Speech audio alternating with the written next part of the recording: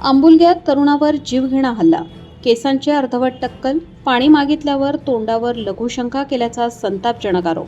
निलंगा तालुक्यातील आंबुलगा बुद्रुक येथे एका तरुणावर अत्यंत अमानुष पद्धतीने जीवघेणा हल्ला झाल्याची धक्कादायक घटना समोर आली आहे। मारहाणीनंतर संबंधित तरुणाचे जबरदस्तीने अर्धवट टक्कल करण्यात आले। एवढ्यावरच न थांबता जखमी अवस्थेत पाणी मागितल्यावर त्याच्या तोंडावर लघुशंका केल्याचा गंभीर आरोप फिर्यादीने पोलिसांकडे दिलेल्या जबाबात केला आहे। या घटनेमुळे परिसरात संतापाची लाट उसळली आहे।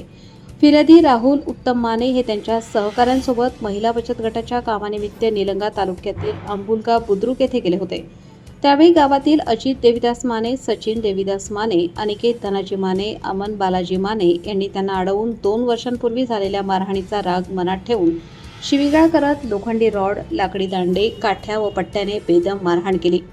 या हल्ल्यात त्यांच्या डोक्यावर व शरीरावर गंभीर दुखापती झाल्या। हल्लेखोरांनी त्यानंतर जबरदस्तीने त्यांच्या डोक्याचे अर्धवट टक्कल केले।